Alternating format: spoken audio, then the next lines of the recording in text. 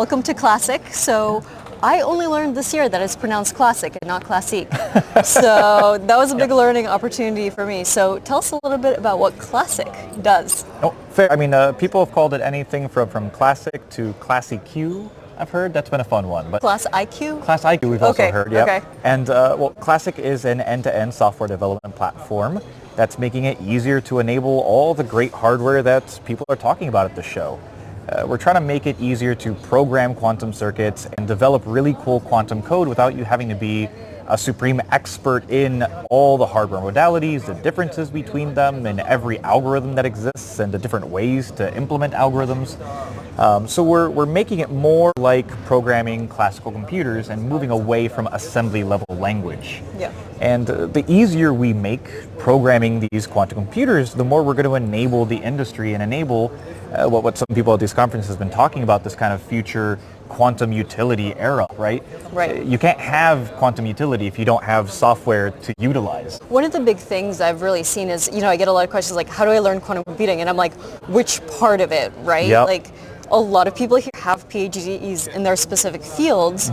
And I have a friend who's a theorist in error correction, and I know a little bit about error correction, right? But then I ask him all my dumb questions. I feel super dumb in that, right? Yeah.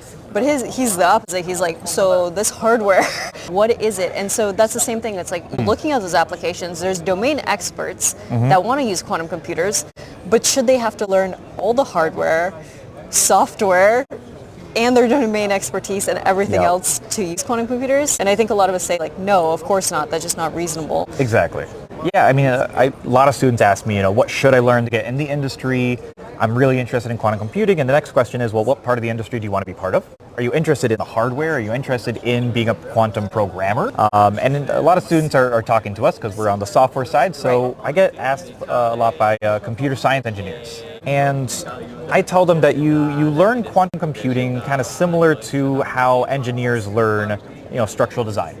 It's important to know how to do stress load analysis by hand, so you get the fundamentals, but nobody does, bridge stress load analysis by hand in real life. Right. You use higher level, abstractions. You use things like AutoCAD that'll model out bridges and simulate them and can do a lot more work and support you in doing what you're doing, right? So in the same way, it's important to know kind of the fundamentals of quantum, right? Doing these 5-qubit quantum circuits to understand kind of the base level of it.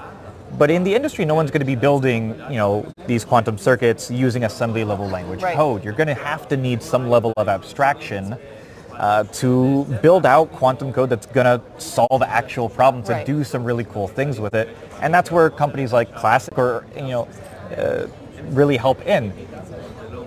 Whether it's Classiq or other companies, the industry needs higher level modeling languages. Yep. I mean, it's I say we're in the punch card era sometimes, right? It's a weird thing because it's like the 70s in terms of the hardware. But now there's a lot of people already thinking about those abstractions, and we're taking the lessons from the classical systems in the last 50 years and building that on top of this quantum intuition and to build these platforms. And there's just a lot to do in the industry. It is. But there's a lot to do, but we know what to do. It's interesting because we've traveled this path before at classical computing. So we know all the steps that are necessary. We just don't know quite how to get there, but we know where we need to get to. Yes. So kind of what Classiq was doing is exactly what classical computing did, right? We didn't keep doing assembly level language. You can't do Boolean logic forever, right? Nobody programs web pages Boolean logic. Right. Right, that'd be impossible. You use HTML, you use higher level abstracted programming languages that enable cool things like web page development and the facility and ease of it. Right, just like HTML. Once that got developed, more people could program and develop web pages. Right.